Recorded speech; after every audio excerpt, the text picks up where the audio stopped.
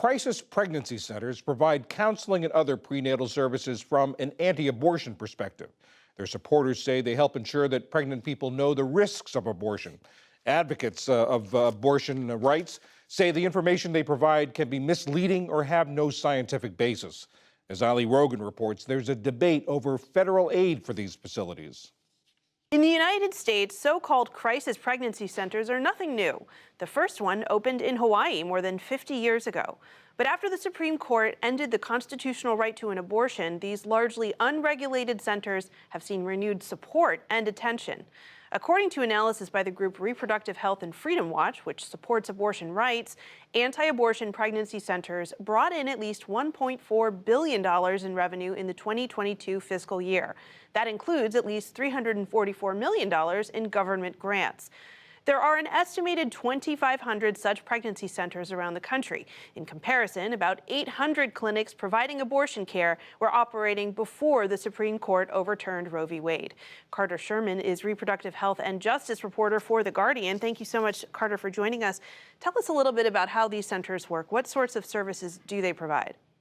So the point of a crisis pregnancy center, which is often known as a anti-abortion center or even just a pregnancy center, is to convince people to continue their pregnancies. And they offer services like pregnancy tests. They sometimes do medical services like ultrasounds. They will also give out goods like car seats or strollers.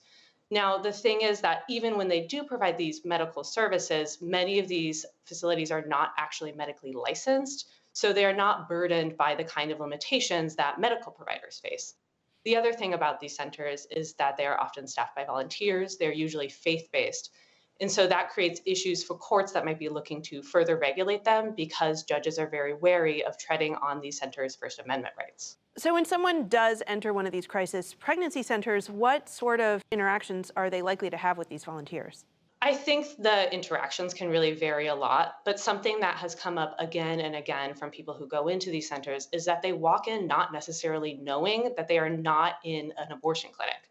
You know, these centers, according to abortion rights supporters, will oftentimes set up shop very close to an abortion clinic. They will have names that include words like birth or choice or the sort of things that we tend to hear from abortion rights supporters. And in reality, again, these are centers that are trying to convince you to continue a pregnancy. What sort of people do centers like these target? These centers offer usually free services, and so that can be really appealing to people who are low income. And we do know that, at least prior to the overturning of Roe, most people who get abortions are low income because it is so difficult for people to afford pregnancies in this country. So why are these centers receiving more funding now? Well, since the overturning of Roe v. Wade, the anti-abortion movement has really framed crisis pregnancy centers as the place to go for women who might otherwise have wanted an abortion but are now in a situation where they have little choice but to give birth. And state governments, particularly the governments of red states, have really agreed with that logic. We know, for example, that since the overturning of Roe v. Wade, at least 16 state governments have sent more than $250 million worth of taxpayer money to programs that support crisis pregnancy centers. I think in the coming years, we are likely going to be seeing even more funding. So tell us a little bit more about the breakdown of what we do know now about how these crisis centers are getting their funding. Is it coming from the federal government, state and local governments? What does that allocation look like? It can really be a mixture. Some of the money that flows from the government to these crisis pregnancy centers is ultimately from the federal government. We know that the state governments will take the money that the federal government gives them for things like temporary assistance to needy families and direct that towards programs to support crisis pregnancy centers. And there's now a debate happening between the White House and Congress over whether temporary assistance for needy families should continue to be used for crisis centers. What is the status of that debate? Temporary assistance for needy families is a program that we would tend to understand as being a part of welfare. It is money that the federal government will give to state governments that they can then disperse for various aims to help families that are in trouble. And one of the goals of temporary assistance for needy families, or TANF, is to help prevent out-of-wedlock pregnancies.